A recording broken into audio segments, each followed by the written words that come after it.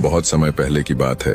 वृंदावन में श्री बांके बिहारी जी के मंदिर में एक पुजारी जी हर रोज बड़े भाव से सेवा किया करते थे।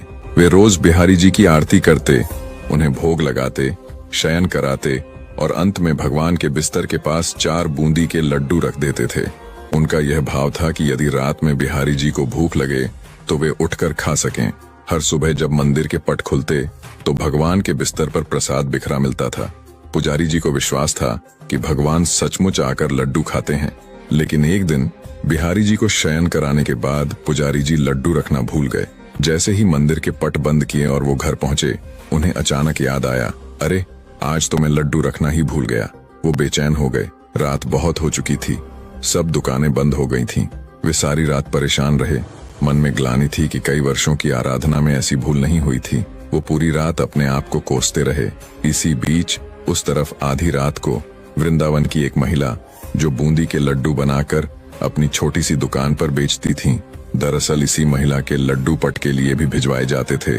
महिला दुकान समेट रही थी, तभी एक छोटा सा प्यारा बालक वहां आया और बोला, दीदी मुझे बूंदी के लड्डू चाहिए। महिला ने कहा, लल्ला लड्डू तो सारे खत्म हो गए, अब मैं दुकान बंद कर रही हूँ।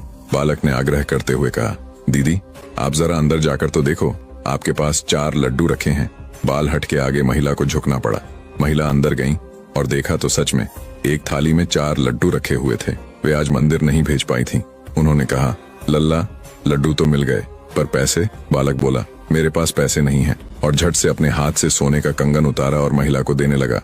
महिला बोली, अरे बेटा रहने दो, कल अपने अम्मा से कह देना, वे मुझे भिजवा देंगी।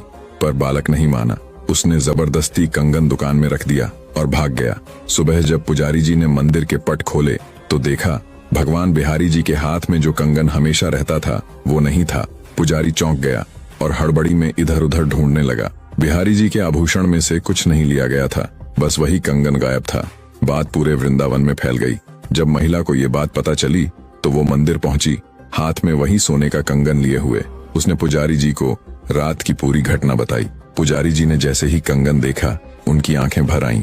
वे समझ गए कि जब भक्त अपनी सेवा में कुछ भूल जाए तो भगवान खुद उसकी सेवा पूरी करने आ जाते हैं। उन्होंने क्षमा के आंसू लिए भगवान के चरणों में नमन किया। कहते हैं कि सच्चे भाव और भक्ति से किया गया हर कार्य भगवान तक पहुंचता है।